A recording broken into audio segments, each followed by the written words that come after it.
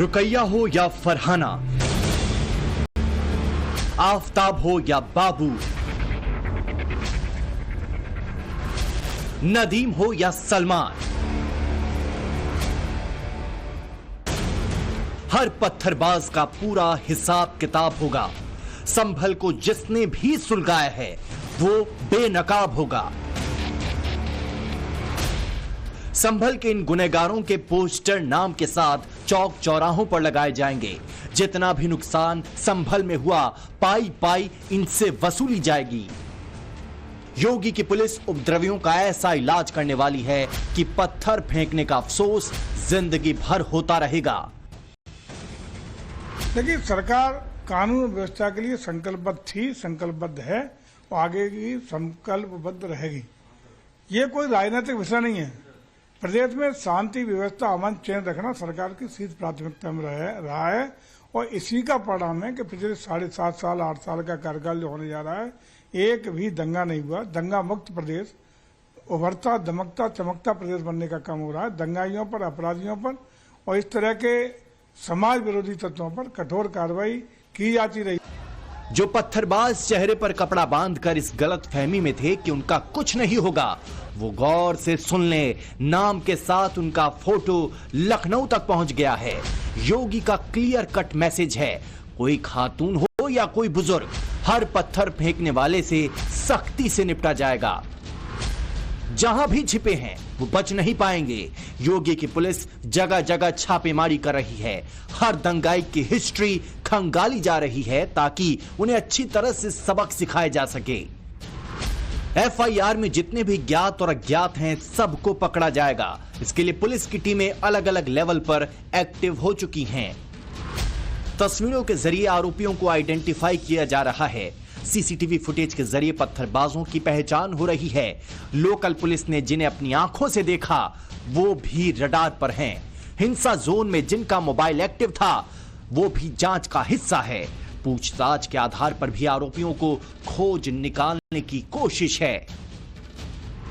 CM योगी को संभल हिंसा की पूरी डिटेल सौंप दी गई है। किसने किसके कहने पर पत्थर बरसाए, अराजक टोली में कितने लोग शामिल थे और कौन कौन इसका जिम्मेदार है, ये पूरा ब्यौरा मुख्यमंत्री योगी आदित्यनाथ को प्रशासन ने रिपोर्ट के जरिए भेज दिया है और फिर उसी आधार पर धरपकड़ भी स्टार्ट कर दी है।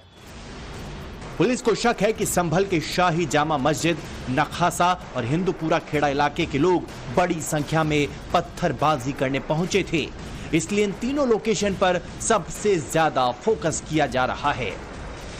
शुरुआती 24 घंटे के भीतर ही कुछ महिलाओं समेत 27 लोगों को गिरफ्तार किया गया। जल्द ही बाकी आरोपियों के नाम और पोस्टर भी रिलीज किए जाएंगे। दूसरी मर्तबा जब सर्वे हुआ तो उससे एक दिन पहले ही ये साजिश के एडमिनिस्ट्रेशन ने ये साजिश की कि पूरे यानी कि संभल के चप्पे चप्पे पर पुलिस बैठा दी, पुलिस बल। हाँ, अगर ये साजिश नहीं थी तो फिर क्या इसका क्या माना।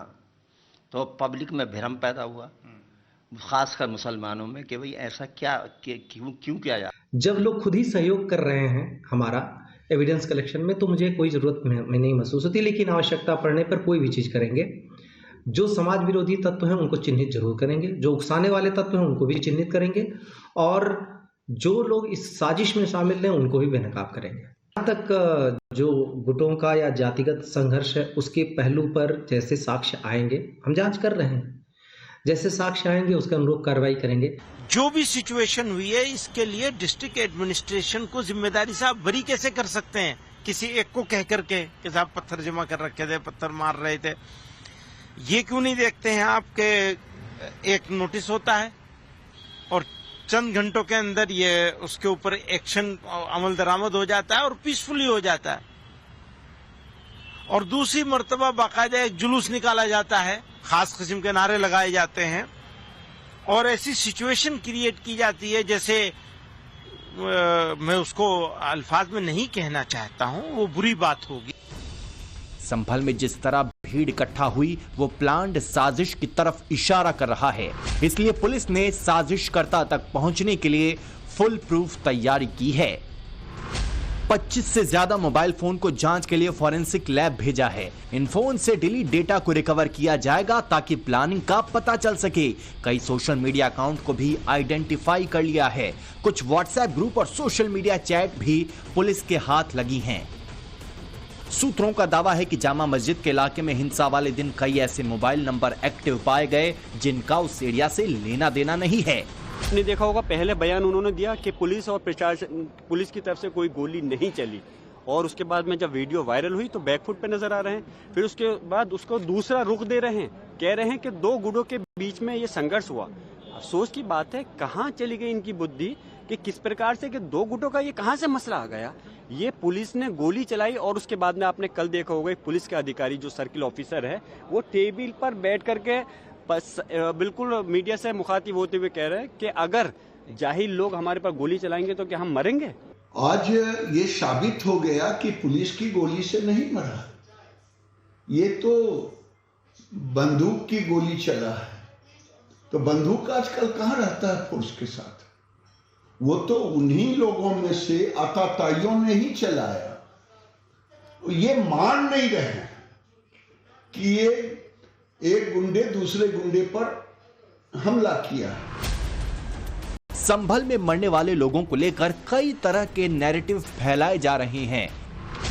पहला ये कि जिन लोगों की मौत हुई उन्हें गोली पुलिस की लगी थी। दूसरा आरोप लगाया जा रहा है कि पुलिस ने सरकारी हथियार के बजाय दूसरे असलहों का इस्तेमाल किया। तीसरे नैरेटिव के तहत कहा गया कि पुलिस ने जानबूझकर भीड़ को टारगेट किया। लेकिन सच क्या है, ये पोस्टमार्टम रिपोर्ट से सामने आ चुका है और समाजवादी पार्टी से जुड़े नेता इसे दूसरा एंगल देने की कोशिश कर रहे हैं। हैरानी की बात देखिए, पत्थरबाजों की बेशुमार भीड़ के इकट्ठा होने पर हर कोई खामोशी की चादर ओढ़े है। उत्तर प्रदेश में जो उपचुनाव हुआ है उसमें हार से समाजवादी पार्टी बौखला गई है और अखिलेश यादव जी पहले पत्थर फेंकवाते हैं, दंगा भड़कवाते हैं, भीड़ को उकसाते हैं, फिर डेलीगेशन भिजवाते हैं, घड़ियाली आंसू बहाते हैं। केस दर्ज तो अखिलेश जी के खिलाफ होना चाहिए। संभल के पत्थरबाजों का पुख्ता इंतजाम करने के लिए खास टीम बनाई गई है। ये टीम पूरे इलाके का मुआयना करेगी और स्थानीय लोगों से पूछताछ भी करेगी।